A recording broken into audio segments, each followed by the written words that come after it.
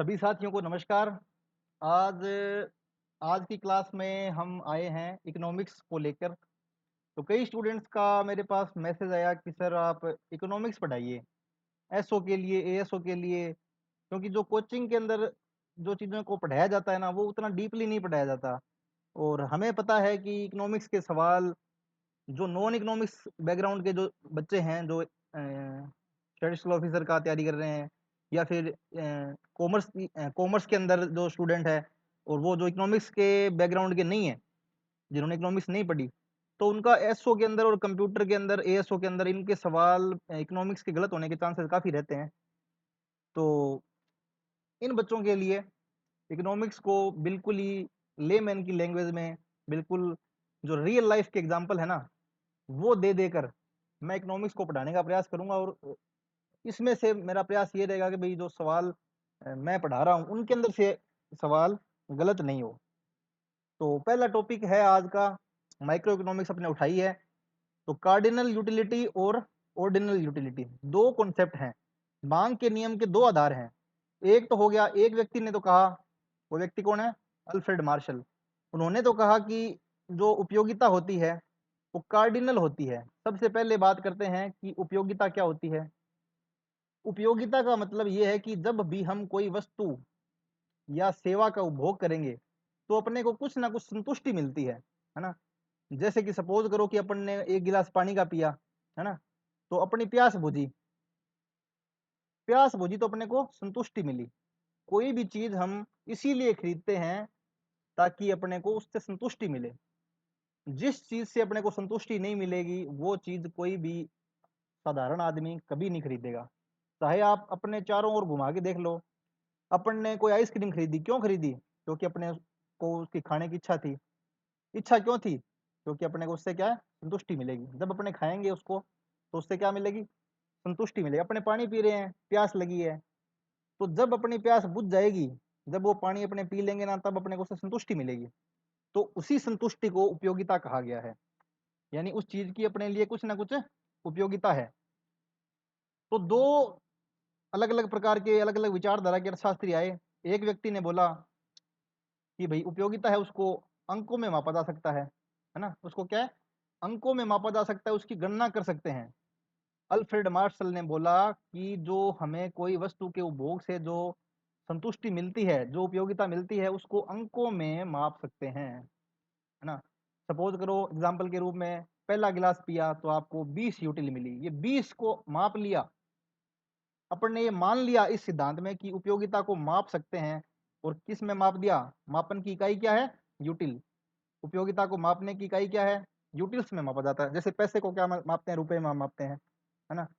वजन को किस में मापते हैं? भार को किस में मापते हैं? किलो में मापते हैं। लंबाई को किस में मापते हैं? सेंटीमीटर फीट में मापते हैं। वैसे ही उपयोगिता को मापने के लिए यूटिल्स नाम की इकाई अल्फ्रेड मार्शल ने इंट्रोड्यूस करी। और इन्होंने बताया कि उपयोगिता को संख्याओं में मापा जा सकता है। अब क्या हो गया, ये कॉन्सेप्ट आ गया। इसके बाद में देखो, ये मेरे नोट्स हैं। अल्फ्रेड मार्शल ने बोला कि भाई मांग को, अल्फ्रेड मार्शल ने क्या बोला? मांग का उपयोगिता विश्लेषण कहा जाता है इस कार्डिनल यूटिलिटी को, कार्डिनल यूटिलिटी को। और इन्होंने बोल दिया कि भाई उपयोगिता को माप सकते हैं अपने। तो इसकी मान्यता भी है। मान्यता में से क्वेश्चन पूछ सकते हैं। कोई भी सिद्धांत है, उसकी मान्यताएं हैं उसके, यानी ये वो बेस है जिसके ऊपर सिद्धांत क्या है, टिका हुआ होता है। तो अपने ये मान्यताएं भी एक एक करके देखेंगे, है ना। इसमें तो 5 मान्यताएं दी गई है, लेकिन अगर हम बारी बारी से बात करें ना, तो इस सिद्धांत की कई मान्यताएं हो जाती है जिनको भी अपने पढ़ेंगे। और इन्हीं मान्यताओं में से प्रश्न आएंगे, है ना। तो सबसे पहली मान्यता क्या है कि उपयोगिता को संख्याओं में मापा जा सकता है। अपने देख लिया, यहाँ अपने ढंग से देखते हैं इसको, है ना।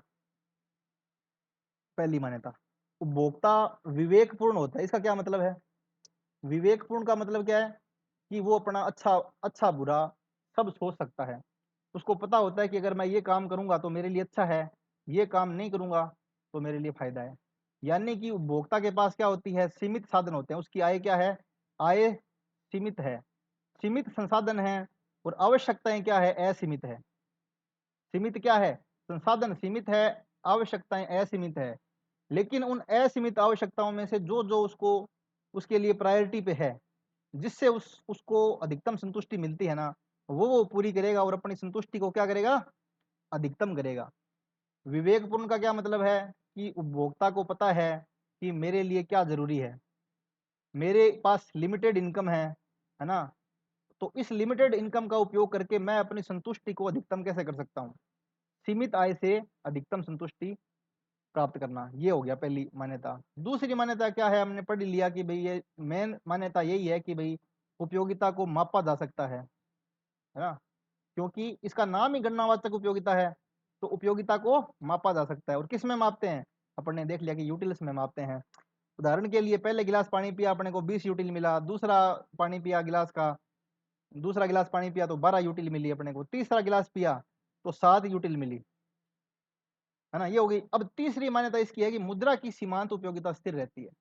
मुद्रा की ये मान्यता मानी गई, एमयूएम से बोलते हैं इसको, मार्जिनल यूटिलिटी ऑफ मनी। इसका मतलब क्या है कि आपके पास 100 रुपए है ना, तो भी वो मुद्रा की सीमांत उपयोगिता उतनी है, और अगर आपके पास 1000 रुपए हैं तो भी मुद्रा की सीमांत उपयोगिता उतनी है। यानी कि जो अतिरिक्त 1 रुपये आया ना, 100 रुपए से आपके पास 101 रुपये हो गए, तो वो जो 1 रुपये की अतिरिक्त जो 1 रुपया है उसकी जो सीमांत उपयोगिता है ना, वही 1000 रुपए से आपके पास 1001 रुपया हो जाएगा ना, तब भी उस 1 रुपये की सीमांत उपयोगिता और इस 1 रुपये की सीमांत उपयोगिता बराबर है।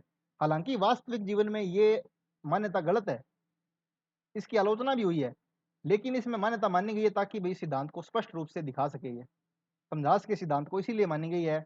क्यों गलत है, क्योंकि अपने जानते हैं कि भी एक गरीब आदमी है जिसके पास 1000 रुपये हैं, है ना, उसके लिए उस 1000 रुपये की वैल्यू बहुत ज्यादा है, बजाय कि एक व्यक्ति के पास 1 लाख रुपए हैं, तो उसके लिए 1000 रुपये कोई मायने नहीं रखते, है ना, लेकिन इसके लिए मायने रखते हैं। तो वास्तविक जीवन में तो क्या ये स्थिर नहीं रहती, लेकिन मानने के लिए मान्यता के रूप में अपन ने ये माना है कि भाई एक मुद्रा की जो सीमांत उपयोगिता वो स्थिर रहती है, ताकि जो अपने आगे आएंगे ना, जब संतुलन की शर्त देखेंगे तो उसमें एमयूएम का प्रयोग आएगा, ताकि संतुलन जो है वो निश्चित बना रहे, स्थिर बना रहे, है ना, उसमें चेंज नहीं आए, इसीलिए इस मान्यता को माना गया है। आने वाले चौथा जो प्रॉपर्टी है, इसकी चौथी मान्यता है, प्रॉपर्टी नहीं मान्यता, वो ये है कि उपयोगिताएं स्वतंत्र होती है। स्वतंत्र कैसे होती है कि एक व्यक्ति ने सेब खाया और दूसरा वो फोन चला रहा है मान लो, या फोन उसने नया लिया फोन, तो सेब से जो यूटिलिटी मिलेगी ना, वो फोन से मिलने वाली यूटिलिटी से अलग होगी। दोनों चीजें अलग अलग है, तो दोनों चीजों से जो उपयोगिताएं हैं वो स्वतंत्र होगी। समझ में आ गई। एग्जाम्पल के रूप में ये देख लो इधर, पुस्तक पढ़ने से मिलने वाली संतुष्टि है ना, वो संगीत सुनने से मिलने वाली संतुष्टि पर निर्भर नहीं करती। दोनों चीजें अलग अलग है, यानी कि उपयोगिताएं स्वतंत्र होती है। कुल उपयोगिताएं योगात्मक होती है। इसका क्या मतलब है, इसका मतलब ये है कि जो सीमांत उपयोगिताएं है ना, उनको जोड़कर कुल उपयोगिता निकाली जा सकती है। अपने आगे इसके बाद एग्जाम्पल के रूप में देखेंगे ना, तब ये समझ में आ जाएगी, क्लियर हो जाएगी ये। अब देखते हैं कि छठी क्या बोलती है मान्यता। छठी मान्यता बोलती है कि उपभोक्ता की जो रुचियां है ना, वो स्थिर रहती है। ऐसा नहीं है कि भाई आज की डेट में उसको मोबाइल पसंद आया, कल उसको मोबाइल पसंद नहीं है। आज उसको आम खाना पसंद है और कल उसको आम खाना पसंद ही नहीं है। आज तो उसको मान लीजिए कि कोई जीन्स की पैंट पसंद है, कल को उसको जीन्स की पैंट पसंद ही नहीं है। कहने का मतलब ये है कि उसकी जो पसंद है, रुचि है, टेस्ट प्रेफरेंस है ना, वो स्थिर रहता है। ये देखो उदाहरण भी दिया गया है, पिज्जा पसंद है और हर समय वो पिज्जा को उपयोगी मानता है। ऐसा नहीं है कि कल को पिज्जा खाना छोड़ ही देगा वो। परिस्थितियां स्थिर रहती है, मतलब ये है कि जो जलवायु है, जो फैशन है ना, ये जो बाकी कारक है ना, एक्सटर्नल कारक हैं, वो स्थिर रहते हैं। गर्मी, मौसम, आय, कीमत, ये जब सभी परिस्थितियां ना ये समान रहती है। उपभोक्ता सामान्य ज्ञान रखता है। इसका मतलब क्या है, उसको अपने अच्छे बुरे का पता है, उसको उस वस्तु के गुण दोष के बारे में पता है, उसको मार्केट में क्या कीमत चल रही है, उसके क्या यूज हो सकते हैं, क्या परिणाम हो सकता है उस वस्तु का, पूरी की पूरी जानकारी, यानी कि पूरी जानकारी है। उपभोक्ता को पूरी जानकारी है। नौवीं इसकी मान्यता आती है कि उपयोगिता व्यक्तिपरक होती है, यानी कि अलग अलग व्यक्तियों के लिए उपयोगिता अलग अलग होती है। जैसे मैं हूं, मेरे लिए मान लीजिए कि शराब की कोई उपयोगिता नहीं है, मैं शराब नहीं पीता, लेकिन मेरे लिए शराब की कोई उपयोगिता नहीं। लेकिन मेरा एक दोस्त है ना, अभिषेक मेरा दोस्त है, सबसे ज्यादा उसके लिए कुछ दुनिया में उपयोगिता है, तो उसके लिए शराब की उपयोगिता है। समझ में आ गई। तो अब मेरे बोतल वही है, शराब की बोतल वही है ना, बोतल वही है, लेकिन उपयोगिता किसकी है, अभिषेक के लिए उपयोगिता है, मेरे लिए नहीं है। हो सकता है मेरे लिए जो दूध की उपयोगिता है वो अभिषेक के लिए कुछ ही नहीं है, मतलब वो तो कुछ ही मानता ही नहीं है उसको, है ना। तो अलग अलग व्यक्तियों के लिए उपयोगिताएं अलग अलग होती है। मापना संभव है, अपन ने माप ही लिया कि उसको उपयोगिता में माप सकते हैं। उपयोगिता को किस में माप सकते हैं? यूटिल में माप सकते हैं। अब देखो इसको थोड़ा सा इसमें एक दो मान्यता अलग है, वो मैं आपको बताता हूँ। ये अपन ने पढ़ ली, ज्ञान रखता है पूरा, ये अपन ने पढ़ ली योगात्मक होती है। अब ये देखो ये इंपॉर्टेंट है एक और, वस्तु की जो इकाइयां हैं वो समरूप हैं और विभाज्य हैं, है ना। जैसे अपन ने एक गिलास पानी पिया, तो सारे के सारे जो गिलास है ना वो एक जितने आकार के हैं और एक जितना उसमें पानी है। और जो गिलास है ना उसको आधा भी कर सकते हैं अपने, एक गिलास भी कर सकते हैं उसको, और 1.5 गिलास भी अपने उसको माप के पी सकते हैं, यानी कि वो विभाज्य है। ऐसा नहीं है कि भी वो एक गिलास पूरा का पूरा पीना ही पड़ेगा उसको। इकाइयां इकाइयां समरूप है और विभाज्य है। जैसे चॉकलेट है, चॉकलेट को अपने तोड़ सकते हैं, है ना, तोड़ के एक पीस निकाल सकते हैं अपने, तो उसको भी अलग अलग माप सकते हैं अपने। अगला पॉइंट है कि उपभोग निरंतर होना चाहिए।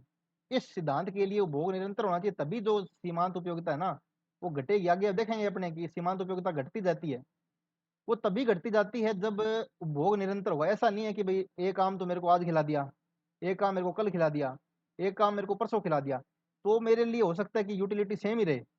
लेकिन अगर मेरे को अभी बोले कि ये 10 आम है, इसको अभी बैठ के तो अभी खा, एक आम खत्म हुआ दूसरा चालू कर दिया, दूसरा खत्म हुआ तीसरा चालू कर दिया, तो क्या होगा कि मेरे को जो आम से मिलने वाली जो सीमांत उपयोगिता ना वो गिरती जाएगी, पहले से ज्यादा मिलेगी, दूसरे से कम मिले, उससे कम मिलेगी, फिर कम मिलेगी, फिर कम मिलेगी। एक टाइम ऐसा आएगा कि जब मेरे को उल्टी आने लग जाएगी, नेगेटिव सीमांत उपयोगिता मिलेगी। तो वो कब होगा? जब अपना उपभोग है वो निरंतर होगा। समझ में आ गई बात? ये अगली जो प्रॉपर्टी है वो है कि वस्तुओं की कीमत स्थिर रहती है और पूर्ण प्रतियोगिता की स्थिति है ना। पूर्ण प्रतियोगिता की स्थिति है, सब मतलब ऐसा नहीं है कि कोई कीमत बढ़ा सकता है ना, कीमत नहीं बढ़ाएगा कोई भी। और पूर्ण प्रतियोगिता है, पूर्ण जानकारी है, पूर्ण उपभोक्ता के बारे में उत्पादक को जानकारी है, उत्पादक के बारे में उपभोक्ता को जानकारी है। और जो पूर्ण प्रतियोगिता है उसके अंदर कितने मतलब बहुत सारे उपभोक्ता हैं, है ना, बहुत सारे उत्पादक हैं, फ्री एंट्री एग्जिट है, तो ये सारी चीजें हैं, वस्तु की कीमत स्थिर है। अगला जो है इसमें कि उपभोक्ता की आय सीमित होती है। मेन इंपॉर्टेंट चीज यही देखो इसमें, अगर ये नहीं होता ना तो ये सारा सिस्टम ही नहीं होता, अर्थशास्त्र एग्जिस्ट नहीं करता।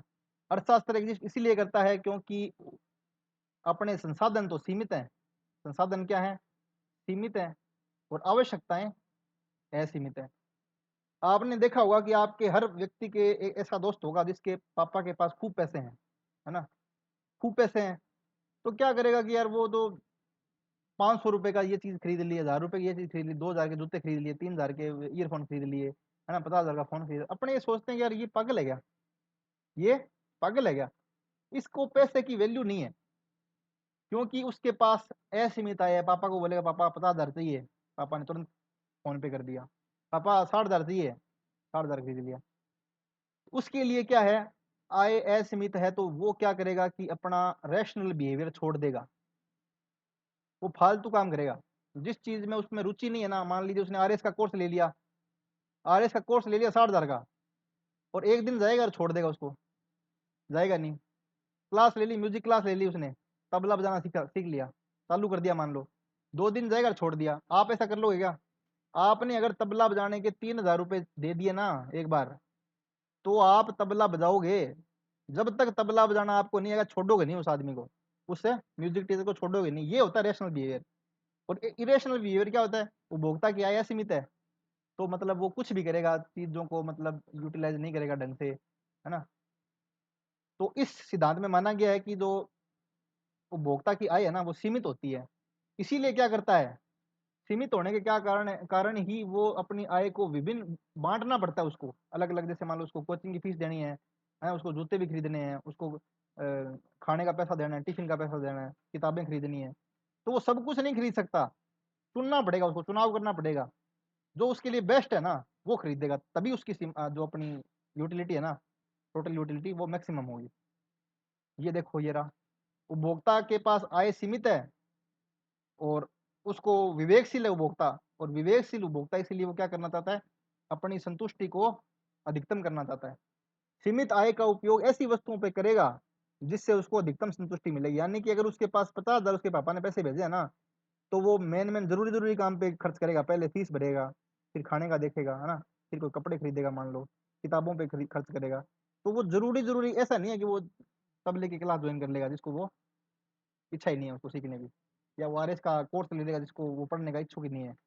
तो वो क्या रैशनल बिहेवियर करेगा और अपनी संतुष्टि को क्या करेगा, मैक्सिमाइज करेगा। अब ये देखो 13वीं जो प्रॉपर्टी है, जो उपयोगिता होती है और जो संतुष्टि होती है, दोनों में प्रत्यक्ष संबंध होता है। कैसे होता है? किसी चीज की जितनी ज्यादा उपयोगिता होगी ना, उतना उसको संतुष्टि मिलेगी। जितनी ज्यादा संतुष्टि, उतनी ज्यादा मतलब उसको यूटिलिटी मिलेगी। जैसे कि देखो, जब हम ठंडे दिन में गर्म चाय अपने पीते हैं ना, तो उससे अपने को 20 यूटिल उपयोगिता मिलती है, 20 यूटिल्स, और संतुष्टि दोनों मिलती है। यानी कि जितनी ज्यादा संतुष्टि मिलेगी, ऐसा नहीं होगा कि आपको संतुष्टि तो कम मिल जाए, है ना, और यूटिलिटी ज्यादा मिल जाए, ऐसा नहीं होगा। अब लास्ट जो इसकी मान्यता है वो है कि वस्तुएं सामान्य है, गिफिन या घटिया वस्तुएं नहीं है ना, असामान्य वस्तुएं, निम्न वस्तुएं नहीं है। सामान्य वस्तु की बात करता है सिद्धांत। हम मानते हैं कि अधिक मात्रा में रोटी, दूध, फल आदि का उपभोग करने पर संतुष्टि घटती जाती है। ये देखो, सामान्य वस्तु है ना, फिर भी उसकी ज्यादा उपभोग कर देंगे, अति कर देंगे कोई चीज की, तो उससे मिलने वाली संतुष्टि है ना, घटती जाएगी। इसी को क्या बोलते हैं? सम सीमांत उपयोगिता का, सम सीमांत नहीं, घटती हुई सीमांत उपयोगिता का नियम बोलते हैं। अब देखो 3 कॉन्सेप्ट आते हैं। एक तो आता है टीयू, टोटल यूटिलिटी, एक आता है एमयू, मार्जिनल यूटिलिटी, और एक आता है एयू, एवरेज यूटिलिटी। यानी कि कुल उपयोगिता, सीमांत उपयोगिता और औसत उपयोगिता। तीनों चीजें क्या होती है? जब अपने सबसे पहले लेते हैं कुल उपयोगिता को। कुल उपयोगिता अपने किसी वस्तु की जितनी भी इकाइयां हैं, अपने मान लो 1 आम, 2 आम, 3 आम, 3 आम खाए, तो तीनों आमों से अपने को जितनी यूटिलिटी मिलेगी ना, उनका टोटल कर देंगे तो अपने को क्या मिलेगा? कुल उपयोगिता मिलेगी। यानी कि सीमांत उपयोगिताओं का टोटल करने पे अपने को क्या मिलती है? कुल उपयोगिता मिलती है। ये देखो, पहली इकाई का उपभोग किया तो अपने को इतनी यूटिलिटी मिली, मान लो 18 यूटिलिटी मिली। दूसरी को उपभोग किया अपने को, मान लो 16 यूटिलिटी मिली। तीसरी का और इकाई का उपभोग किया तो अपने को 12 यूटिलिटी मिली। अगर इन तीनों को जोड़ देंगे तो क्या आ जाएगी? टोटल यूटिलिटी आ जाएगी। पहला कॉन्सेप्ट हो गया। दूसरा कॉन्सेप्ट क्या बोलता है? सीमांत उपयोगिता है ना, दो एक अतिरिक्त इकाई का उपभोग करने पर जो कुल उपयोगिता में चेंज हुआ है ना, उसी को क्या बोलते हैं? सीमांत उपयोगिता बोलते हैं। जैसे सपोज करो, एक व्यक्ति ने 3 इकाई का उपभोग किया, तो उसको कितना मिल रहा है?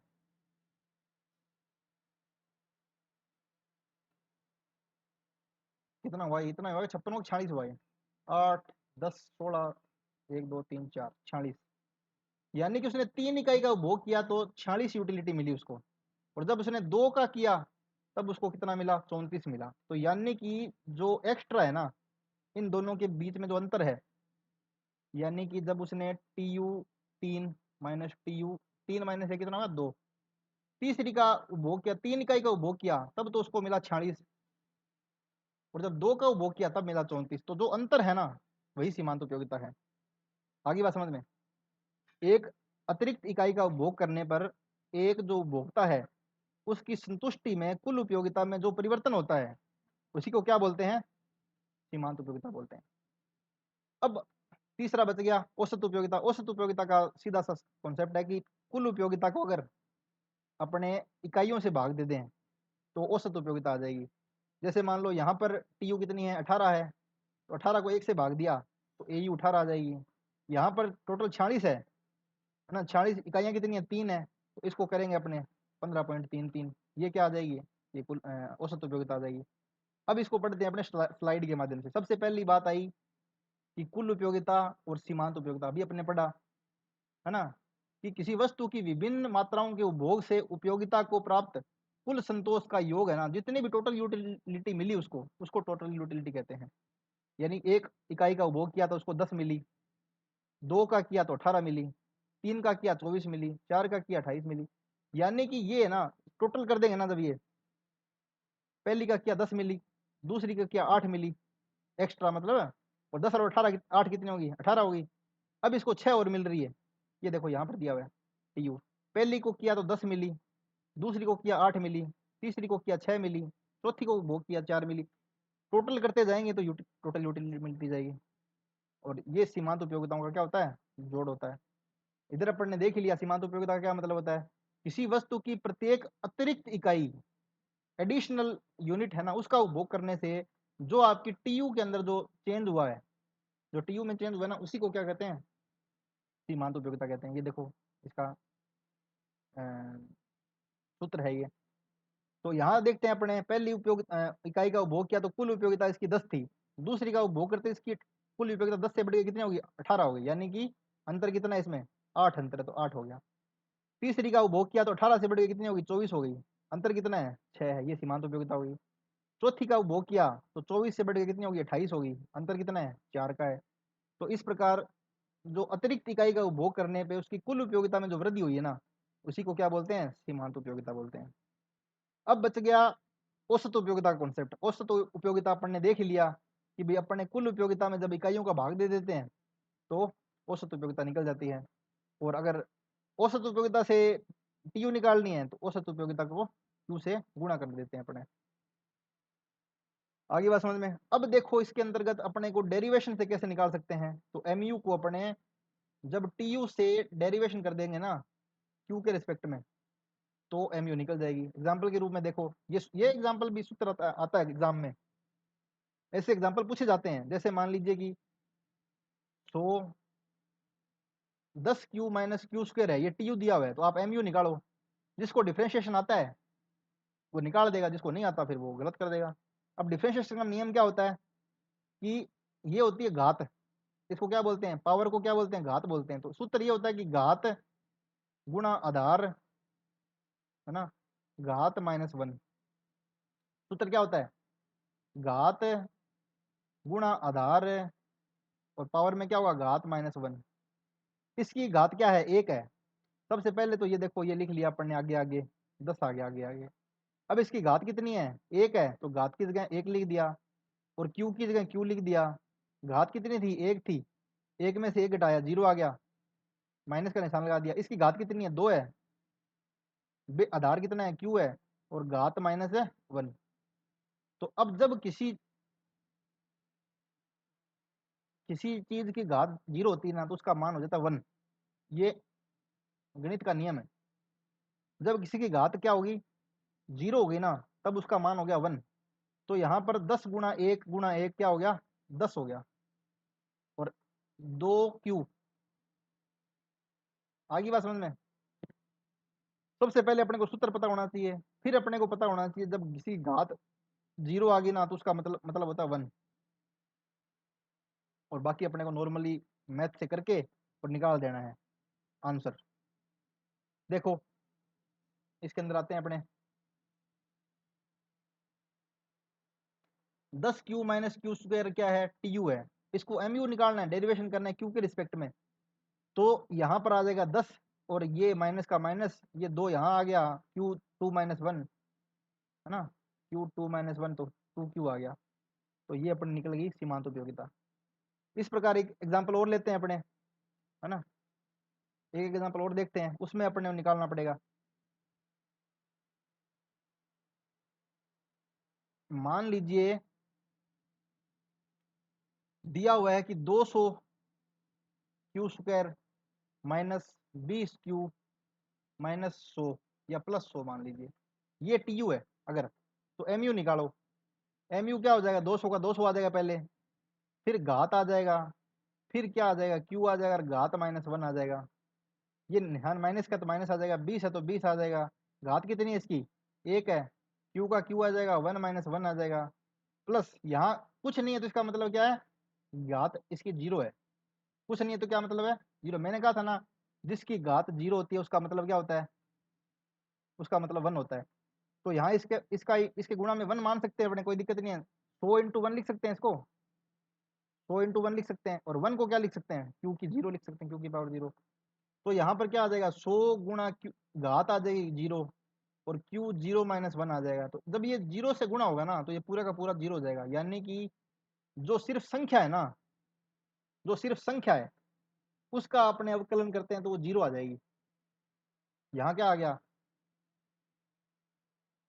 इसको अपन ने किया तो 200 आ गया, 2Q - 1 आ गया, Q2 - 1 आ गया, और यहाँ पर 20 से 20 आ गया, 1 यहाँ ले आए अपने, बेस इधर लिख दिया, और 1 - 1 कर दिया। तो फाइनली अपना क्या आया है म्यू निकल के, 200 और 200 400, 400 क्यू माइनस 20। कोई दिक्कत आई? इजी है ना? अब देखो टीयू और एमयू के बीच में क्या संबंध होता है। तीन बातें याद रखनी है अपने को, है ना। जब देखो टीयू घटती दर से बढ़ती है ना, जब एमयू गिरती है तो टीयू बढ़ती है। और बढ़ेगी कैसे? घटती दर से बढ़ेगी। बढ़ती दर से कब बढ़ती? अगर एमयू बढ़ती ना, अगर एमयू बढ़ती तब ये बढ़ती दर से बढ़ती। लेकिन अपने को पता है कि एमयू हमेशा घटती है। एमयू हमेशा क्या है? घटती है। ये देखो घट रही है एमयू। 20, 20 से 15, 15 से 10, 10 से 5, 5 से 0 और 0 से -5, लगातार घटती है। इसीलिए इसको बोलते हैं, आगे हमने पढ़ेंगे जब, घटती हुई सीमांत उपयोगिता का नियम। घटती हुई सीमांत उपयोगिता का नियम। तो देखो तीन कॉन्सेप्ट है। सबसे पहले तो ये है कि जब एमयू घटती है, एमयू घटती है तो टीयू बढ़ती है। लेकिन कैसे बढ़ती है? घटती दर से बढ़ती है। इंपॉर्टेंट है, क्वेश्चन आएगा ऐसे कि जब एमयू घटती है तो टीयू बढ़ती दर से बढ़ती है, घटती दर से बढ़ती है, घटती दर से घटती है या बढ़ती दर से घटती है। अपने को ध्यान रखना है कि सबसे पहला कॉन्सेप्ट, जब एमयू घटती है ना तो टीयू घटती दर से बढ़ती है। बढ़ती है लेकिन घटती दर से। लिख लेना, इंपॉर्टेंट है ये, मोस्ट इंपॉर्टेंट है, मोस्ट इंपॉर्टेंट सवाल यहीं से आएगा, है ना। पहली बात ये होगी, देखते पता चल रहा है अपने को, जब एमयू घट रही है ना तो एमयू घटती दर से बढ़ रही है। घटती दर से बढ़ रही है, ये घट रही है। जब एमयू जीरो हो गई, यहाँ एमयू क्या होगी? जीरो हो गई। जब एमयू जीरो होगी तो टीयू अधिकतम है। एमयू जीरो है तब टीयू अधिकतम है, कोई दिक्कत नहीं है। और तीसरा कॉन्सेप्ट है कि जब एमयू नेगेटिव हो जाएगी, जब एमयू नेगेटिव हो जाएगी तो टीयू क्या करेगी? घटने लग जाएगी। तीन कॉन्सेप्ट है, तीनों को आप लिख लेना, एग्जांपल के रूप में समझते हैं। सबसे पहले देखो, जैसे कि यहाँ से घट रही है अपने, यहाँ तक क्या है? एमयू घट रही है तो टीयू बढ़ रही है लेकिन घटती दर से बढ़ रही है। पहली बात यहाँ तक आ गई। दूसरी बात यह है कि एमयू जीरो है तो टीयू अधिकतम है। देखो इसमें से 50 अधिकतम है ना, जब एमयू जीरो है तो टीयू अधिकतम है, मैक्सिमम आ गई। तीसरी बात है, जब एमयू नेगेटिव है ना, नेगेटिव आ गई, तब क्या है? टीयू गिरने लग गई। कोई दिक्कत नहीं है ना, तीनों पॉइंट याद रह जाएंगे। सबसे पहला पॉइंट ये है कि एमयू घट रही है, एमयू घट रही है तो टीयू बढ़ रही है लेकिन घटती दर से बढ़ रही है। यहां तक ये पहला फेज मान लो इसको। एमयू घट रही है, टीयू बढ़ रही है लेकिन घटती दर से बढ़ रही है। दूसरा है कि जब एमयू जीरो है, सीमांत उपयोगिता जीरो है, तो टीयू मैक्सिमम है, टीयू मैक्सिमम है। और तीसरा है कि एमयू जब ऋणात्मक हो जाती है, नेगेटिव हो जाती है, इस लाइन से नीचे आ जाती है, एक्स एक्स से नीचे आ जाती है, नेगेटिव हो जाती है, तब क्या है? टीयू घटने लग जाती है। नेगेटिव कब होती है? अगर मान लो आपको कोई रसगुल्ले खिलाए, तो पहला रसगुल्ला जब खिलाएगा ना आपको, तो आपको आनंद आएगा, यार मजा आ गया, 20 यूटिलिटी मिली आपको। दूसरा खिलाएगा आपको, 15 यूटिलिटी मिलेगी, यानी कि उतना मजा नहीं आया। मजा तो आया लेकिन उतना मजा नहीं आया जितना पहले में आया था। तीसरा और खिलाएगा, यार एक और खा लो साहब, 10 यूटिलिटी मिली, और कम आया। फिर एक और खिलाया, 5 यूटिलिटी मिली। अब आप क्या है? बिल्कुल दाप गए, बिल्कुल ही। अब आपका पेट भर गया एकदम, बिल्कुल ही जी ऐसे मतलब फटफटी आने लग गई आपको। अब और खिलाएगा ना आपको कोई रसगुल्ला, तो आपको उससे कोई यूटिलिटी नहीं मिलेगी। मतलब आपने मतलब वो खुशो को टपा लियो, मतलब कहने को मतलब है वो खुशो को रसगुल्लो टपा लियो, उससे ज्यादा नहीं खा सकते आप। अब अगर आपको कोई मतलब और मान मनवा करेगा, यार एक और खाओ, एक और खिलाओगे, तो आप कर दोगे जी उल्टी, आपको नेगेटिव यूटिलिटी मिली। मतलब जो पहले आनंद आया था ना, वो आनंद भी गया। यानी कि कोई धक्का करेगा तो फिर उससे नेगेटिव यूटिलिटी मिलेगी। अगर अपन एक सीमा से ज्यादा किसी चीज का उपभोग किया तो वो नेगेटिव यूटिलिटी मिलने लग जाएगी। आगे बात समझ में? अब देखते हैं दो जो इंपॉर्टेंट जो नियम है ना, वो पढ़ेंगे अपने। एक तो सीमांत उपयोगिता ह्रास नियम, इसको घटती सीमांत उपयोगिता का नियम भी बोलते हैं। और दूसरा है सम सीमांत उपयोगिता का नियम, इसको तो गोसेन का फर्स्ट नियम बोलते हैं, इसको गोसेन का सेकंड नियम बोलते हैं, और गोसेन का थर्ड नियम भी है, उसको भी बोलते हैं। वो भी बताऊंगा क्या है। इंपॉर्टेंट दो ही, आपने दो ही पढ़ रखे होंगे, लेकिन तीसरा गोसेन का नियम है ना, उसको भी बोलते हैं। तो मितव्ययिता का सिद्धांत है, बचत बचत का सिद्धांत, उसको गोसेन का नियम बोलते हैं। अब देखो सबसे पहली बात ये क्या है, क्या कह रहा है कि सीमांत उपयोगिता का ह्रास नियम, घटती हुई सीमांत उपयोगिता का नियम क्या कर रहा है कि एच गोसेन ने इसका सर्वप्रथम उल्लेख किया था। और जो ब्रिटिश अर्थशास्त्री विलियम स्टेनले जेवनसन है ना, उसने क्या किया था कि मूल्य निर्धारण संबंधी जो विषय है इसके अंदर इसमें उल्लेख किया था इसका। यानी 3 बंदे जुड़े हुए हैं इसके साथ। सबसे पहले तो इसने नियम दिया किसने, गोसेन ने दिया। उल्लेख किया था इसका विलियम स्टेनले जेवंस ने। और विस्तृत व्याख्या जो इसको ढंग से व्याख्या करके इसको अपने लिए उपयोगी बनाया, वो अल्फ्रेड मार्शल ने बनाया। कहाँ बनाया, इसी सिद्धांत में बनाया। कौन से सिद्धांत में, जो अपने पढ़ने कार्डिनल यूटिलिटी। 3 बंदे आ गए, गोसेन, इसीलिए इसको गोसेन का फर्स्ट नियम बोलते हैं, क्योंकि गोसेन ने सबसे पहले इसका उल्लेख किया था।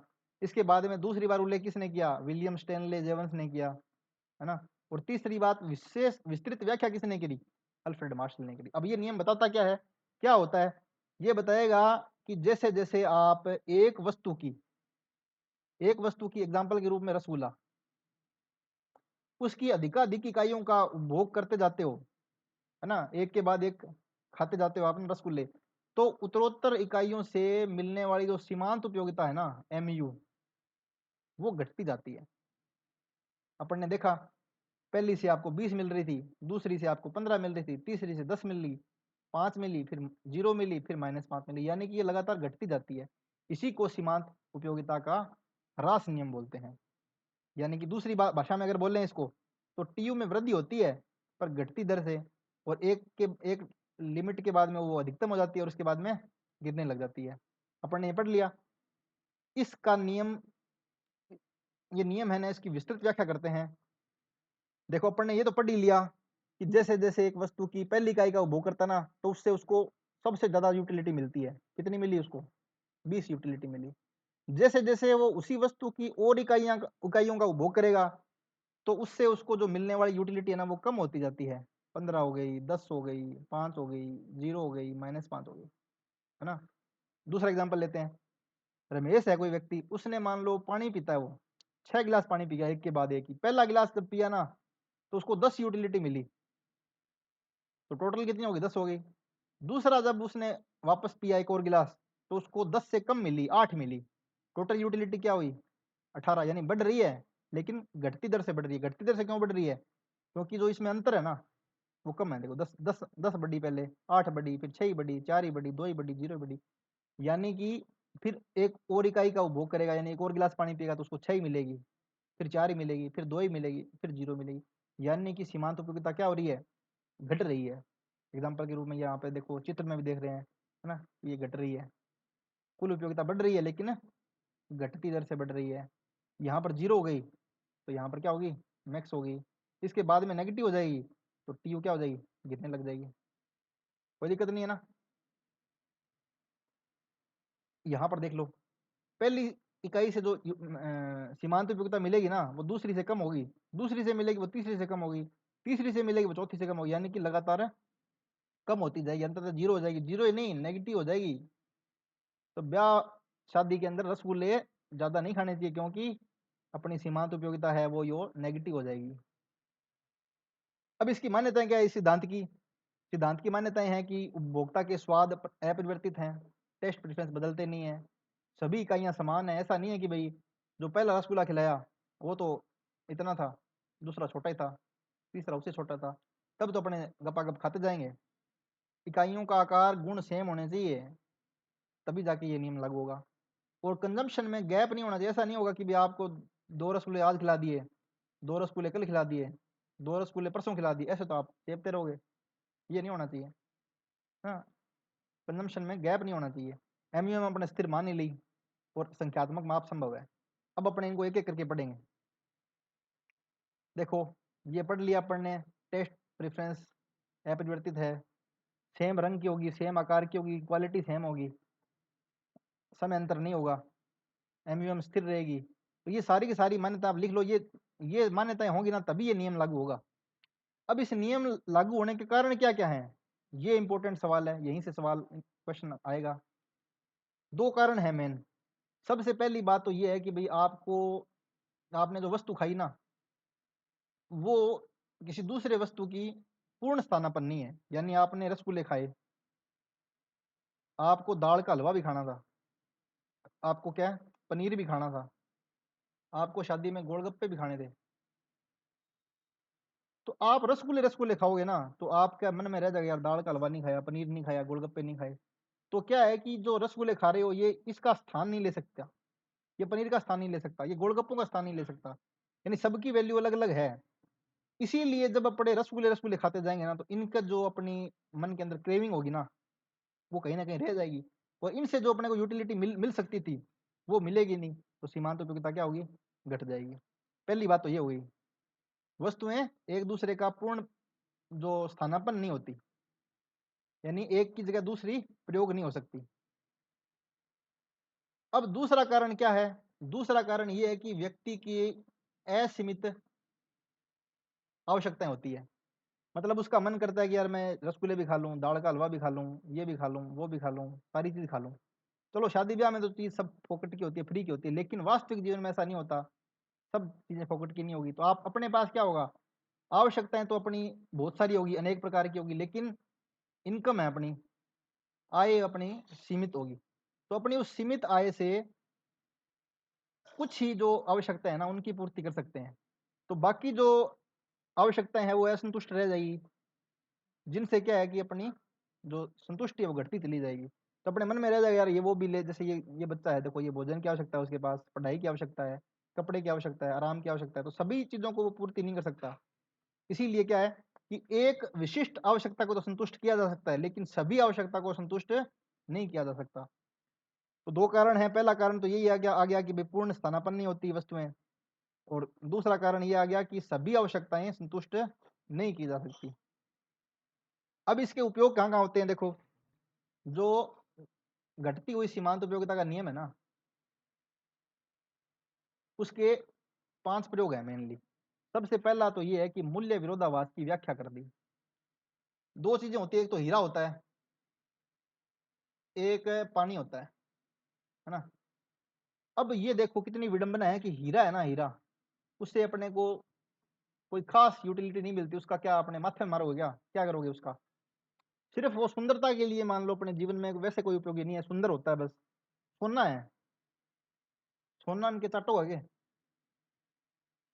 तो सोने की वैसे यूटिलिटी नहीं है, लेकिन फिर भी वो इतना महंगा है यार। है पानी, देखो पानी, अगर आपने पानी नहीं पिए तो आदमी मर सकता है, इतनी यूटिलिटी है इसकी, लेकिन फिर भी ये सस्ता है, हम फ्री मिल जाएगा। स्टेशन पर जाओगे तो फ्री 20 में मिल जाएगा, ये हर जगह फ्री में मिलता है, लेकिन जरूरी इतना है। तो ये कैसे हुआ, इस जो समस्या थी ना, इस जो पैराडॉक्स था, इसका हल किया इस सिद्धांत ने किया। क्योंकि पानी है ना, पानी वो क्या है, प्रचुर मात्रा में उपलब्ध है, प्रचुर मात्रा में उपलब्ध है, तो उसकी सीमांत उपयोगिता बिल्कुल ही कम है। कुल उपयोगिता ज्यादा है इसकी, कुल उपयोगिता पानी की बहुत ज्यादा है, लेकिन सीमांत उपयोगिता कम है, बिल्कुल ही कम है। लेकिन हीरा है, हीरा कुल उपयोगिता तो बिल्कुल ही कम है, लेकिन ये क्या है, दुर्लभ चीज है, दुर्लभ चीज है, तो इसकी सीमांत उपयोगिता बहुत ज्यादा है। जो चीज ज्यादा अवेलेबल रहेगी ना, उसकी सीमांत उपयोगिता कम हो जाएगी। अगर आप अपनी गर्लफ्रेंड के लिए या बॉयफ्रेंड के लिए 24 घंटे अवेलेबल रहोगे ना, तो आपकी जो सीमांत उपयोगिता है ना, गिर जाएगी। आगे बात समझ में। तो कहने का मतलब ये है कि पानी है, प्रचुर मात्रा में उपलब्ध था, हर जगह अवेलेबल था, तो इसकी सीमांत उपयोगिता घट गई, सीमांत उपयोगिता घट गई तो कीमत भी घट गई इसकी। हीरा है ना, हीरा वो दुर्लभ था, फोन करने में फोन उठाता नहीं था, कि मैं तो आ जाऊंगा नहीं, है नहीं, तो दुर्लभ था, फोन उठाता नहीं था, बिल्कुल रेयर चीज थी, है ना, इसलिए इसकी सीमांत उपयोगिता बहुत ज्यादा हो गई, और प्राइस भी बहुत ज्यादा हो गई। तो ये चीज है ना, मार्शल नहीं समझ सका इस चीज को, ठीक है। और दूसरा कॉन्सेप्ट ये क्या है कि इस नियम से मांग के नियम की व्युत्पत्ति होती है। मांग के नियम की व्युत्पत्ति कैसे होती है, जब आप पहली इकाई का उपभोग करोगे ना, तो आपको 20 यूटिलिटी मिली मान लो, दूसरी का उपभोग किया तो आपको यूटिलिटी मिली कम, तीसरी का उपभोग किया तो आपको और यूटिलिटी मिली कम, तो आप उसके लिए सेम प्राइस कैसे दे दोगे। भी रसगुल्ला मान लो 10 रुपए का है, 10 रुपए से आपको 20 यूटिलिटी मिल रही है, फिर अगले वाले 10 रुपए से भी आपको 15 मिल रही है ना, अगले वाले 10 से भी कम मिल रही, तो आप सेम पैसा कैसे दे दोगे जबकि यूटिलिटी आपको कम मिल रही है? तो आप तभी उस चीज को खरीदोगे जब आपकी कीमत भी गिरती रहे, है ना, तभी आप उस चीज को खरीदोगे। तो ये देखो यहाँ पर क्या, इसकी यूटिलिटी गिर रही है, तो जब कीमत कम होगी ना तभी वो ज्यादा खरीदेगा, और कीमत कम हो जाएगी और ज्यादा खरीदेगा। कारण क्या है? क्योंकि उसकी सीमांत उपयोगिता गिर रही है।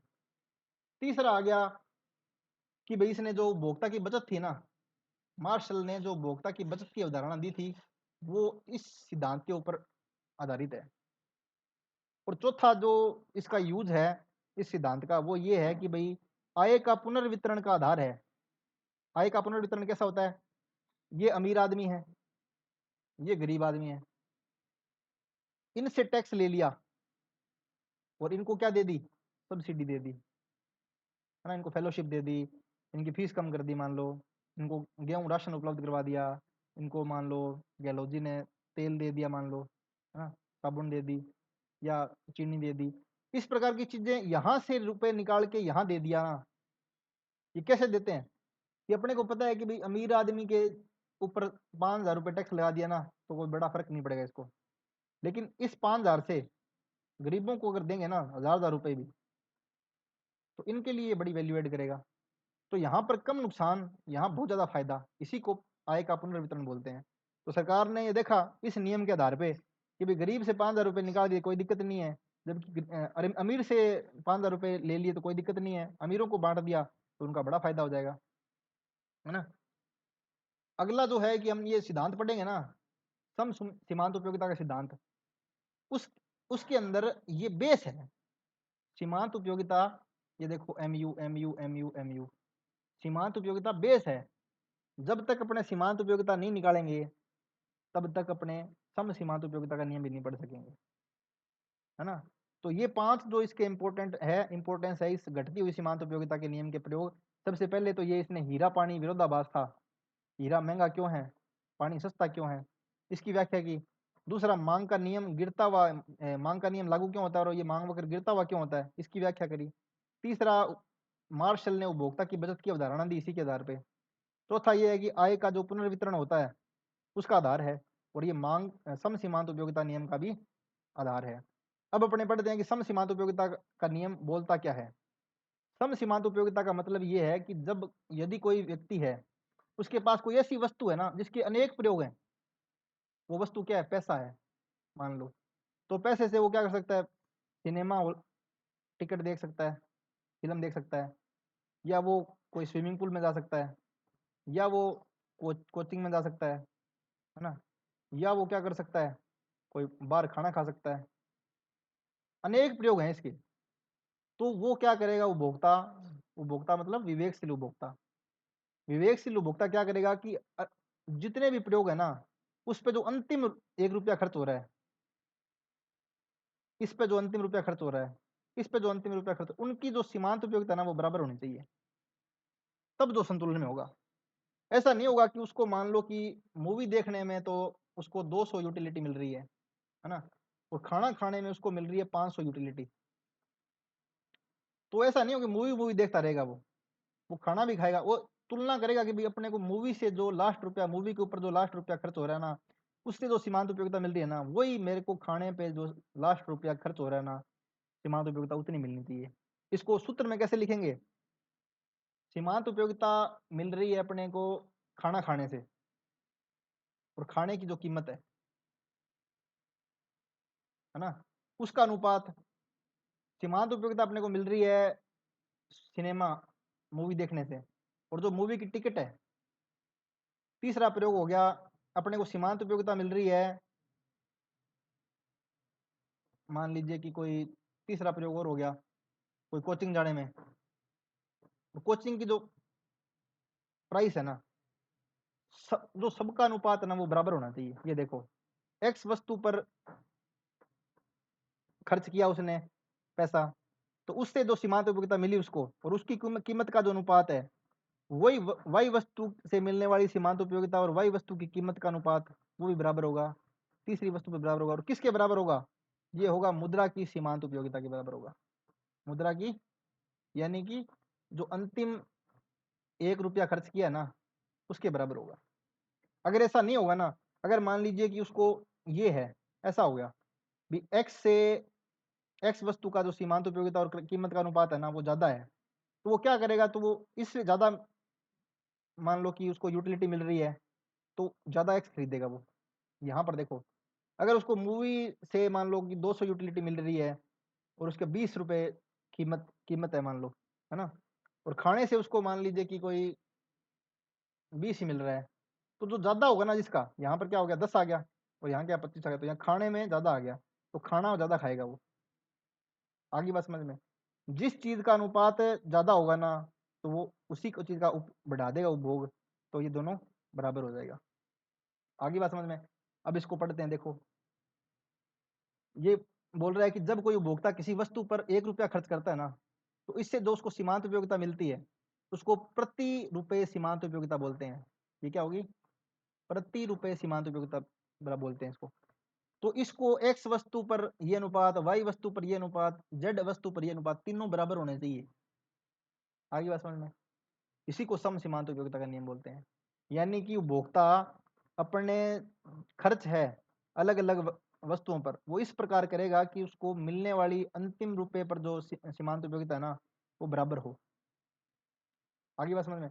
ये हमने देख ही लिया कि अगर ऐसा होगा तो क्या करेगा, वो इसकी बढ़ाएगा, एक्स वस्तु की मात्रा बढ़ाएगा, वाई वस्तु की घटाएगा, तो इससे क्या होगा, तो बराबर हो जाएंगे दोनों। आगे बात समझ में। अब इसकी विशेषताएं क्या क्या है। सबसे पहली विशेषता तो यह है कि उपभोक्ता के तर्क संगत और विवेकपूर्ण व्यवहार को दिखाता है ना। उपभोक्ता विवेकशील है तो वो देखेगा कि यार इससे मेरे को ज्यादा यूटिलिटी मिल रही है तो मैं इसकी बढ़ाऊं, है ना, इसकी घटाऊं मैं। और दूसरी बात ये है कि वो इतना विवेकशील है कि वो उसको पता है कि यार इससे मेरे को इतनी यूटिलिटी मिलेगी, इस प्रयोग से मेरे को खाना खाने से इतनी मिलेगी, मूवी देखने से इतनी मिलेगी, कोचिंग से इतनी मिलेगी, तो सारा कुछ वो तोल के एकदम बिल्कुल एक अपना खर्च करता है। तीसरा ये है कि सीमित आय से अधिकतम संतुष्टि प्राप्त करने का नियम है। उसके पास आय कितनी है, आय सीमित है, लेकिन उसको अलग अलग आवश्यकताओं पर वो खर्च करेगा और अधिकतम संतुष्टि लेने का प्रयास करेगा।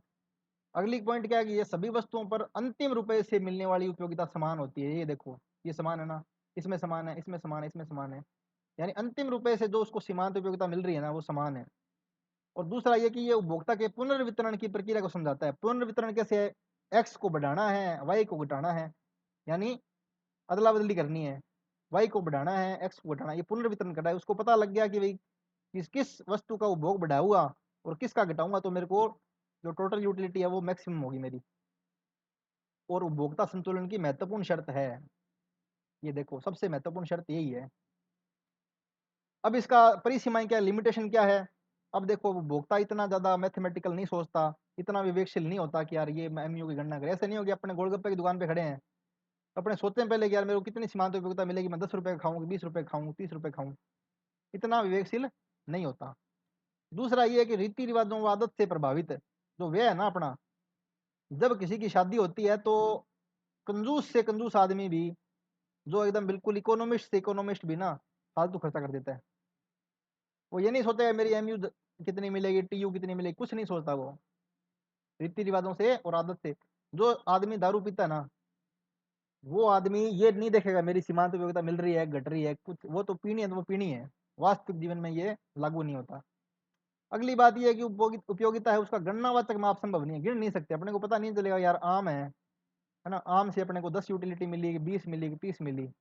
आगे ये सबसे जो इम्पोर्टेंट इसकी जो क्रिटिसिज्म है ना, इसी के आधार पे आगे हिक्स और एलन ने क्या बनाया, ऑर्डिनल यूटिलिटी बनाया, उसको कल पढ़ेंगे अपने। तो उसमें ये बोलता है कि ऑर्डिनल यूटिलिटी में बोलता है कि जो सीमांत उपयोगिता में जो ये मापने वाला सिस्टम है ना इसको नहीं कर सकते, माप नहीं सकते अपने, अपने इसको क्रम दे सकते हैं। यानी कि अपने को ये पता लग जाएगा कि अपने को आम खाने से ज्यादा यूटिलिटी मिलेगी कि मूवी देखने से ज्यादा यूटिलिटी मिलेगी, क्रम दे सकते हैं। लेकिन ये नहीं बता सकते कि आम खाने से तो 100 मिलेगी और इससे 90 मिलेगी, ये नहीं बता सकते अपने, है ना। ये इंपॉर्टेंट क्रिटिसिज्म है इस चीज की। तीसरा आ गया अविभाज्य वस्तुओं की दशा में ये लागू नहीं होगा। अविभाज्य कैसे होता है कि एक ऐसी वस्तु है जिसको अपने तोड़ नहीं सकते, तोड़ नहीं सकते उसको। अब जैसे कार है, मान लो कार है तो कार एक लेनी पड़ेगी, ऐसा नहीं है कि उसको चॉकलेट की तरह अगर तोड़ देंगे ऐसे और अलग अलग से यूटिलिटी मिल जाएगी। जैसे इस नियम की विशेष बात थी ना कि अपने विभाज्य वस्तुएं होती है, लेकिन कुछ वस्तु ऐसी होती है जो विभाज्य नहीं होती, तो उनकी दिशा में सिद्धांत लागू नहीं होता। अगली बात ये आगे कि अपन ने पढ़ा था, मान्यता ली थी कि स्वतंत्र उपयोगिता होती है, लेकिन वास्तविक जीवन में ऐसा नहीं होता। कई चीजें ऐसी होती है कि जिनका उपभोग है ना वो इकट्ठा करना पड़ता है अपने को, है ना। जैसे कोई शराब पीता है ना, तो उसके शराब के साथ चखना खाएगा ना, तभी उसको यूटिलिटी मिलेगी, मैक्सिमम यूटिलिटी। सीधी शराब पीने से कुछ नहीं मिलेगा, मिलने वालों को मिलती है, पर वैसे देखा जाए ना तो कई उपभोग ऐसे होते हैं जिनका उपभोग है ना एक साथ करना पड़ता है, जैसे कार हो गया और पेट्रोल हो गया, है ना। इनका उपभोग एक साथ करना पड़ेगा, तब यूटिलिटी मिलेगी इससे, नहीं तो कुछ नहीं मिलेगी। अगली बात ये आएगी, क्रिटिसिज्म होनी थी ये, कि भी एमयूएम स्थिर नहीं होती, जैसे जैसे व्यय करता जाएगा एमयूएम बढ़ती जाएगी। आपके पास 1000 रुपये थे, 1000 रुपये की कुछ वैल्यू थी, आपके घटके 900 रह गए, आपने 100 रुपये उड़ा दिए, अब 900 की वैल्यू और ज़्यादा है। घटके 500 रह गए, इस 500 की वैल्यू और ज़्यादा है, 100 रह गए तो इसकी वैल्यू बहुत ज़्यादा है। यानी कि एमयूएम जैसे जैसे पैसा कम होता जाएगा ना, वैसे वैसे एमयूएम बढ़ती जाएगी। इसीलिए हम बोलते हैं कि गरीबों की एमयूएम है ना वो ज़्यादा होती है, गरीबों के लिए 1000 रुपये की वैल्यू ज़्यादा होती है, अमीरों में कम होती है ना। दूसरी बात आ गई ये, लास्ट बात है इसमें, कि इसमें जो ये सिद्धांत है ना, इसमें कीमत प्रभाव को प्रतिस्थापन प्रभाव और आय प्रभाव में तोड़ा नहीं जा सकता, मतलब तोड़ नहीं सका इसमें। मार्शल ये चीज करने में कामयाब नहीं रहा, कि एक वस्तु होता है उसका कीमत, अब अगली क्लास में पढ़े अपने, कीमत प्रभाव, आय प्रभाव, प्रतिस्थापन प्रभाव, 3 चीज होते हैं। इनको कीमत प्रभाव को तोड़ के आय प्रभाव और प्रतिस्थापन प्रभाव में अलग अलग नहीं कर सका, इसीलिए एक मार्शल गिफिन विरोधाभास नहीं पता कर पाया। गिफिन विरोधाभास का मतलब क्या है, कि ये मांग का नियम गिफिन वस्तुओं पर लागू क्यों नहीं होता, है ना, इसकी व्याख्या नहीं कर पाया। अगर वो इन चीजों को तोड़ देता, दोनों को, प्रतिस्थापन प्रभाव और आय प्रभाव को अलग अलग कर देता, तो उसको पता लग जाता कि जो प्रतिस्थापन प्रभाव है ना, वो क्या बोलता है, वो बोलता है कि सस्ती वस्तु है ना, उसकी मात्रा, उसका मांग ज्यादा करो। और आय प्रभाव क्या बोलता है, आय प्रभाव यहाँ पर रियल इनकम इफेक्ट है, ये बोलेगा कि जब कीमत कम हो जाएगी ना, आपकी कीमत कम हो गई, तो आपके पास जो आपकी रियल इनकम है वो बढ़ गई। कैसे बढ़ गई, इसको मैं बढ़िया तरीके से समझाता हूँ। सबसे पहले आपके पास 100 रुपए थे, है ना, और एक वस्तु की कीमत थी 5 रुपए। 100 रुपए थे आपके पास और वस्तु की कीमत थी 5 रुपए, तो आपने उसकी, मान लीजिए कि 3 इकाई खरीदी, या मान लीजिए आपने 20 इकाई खरीदी इसकी, तो 20 इकाई खरीद ली आपने। अब आप वस्तु की कीमत क्या हो गई, घट के कम हो गई, 4 रुपए हो गई।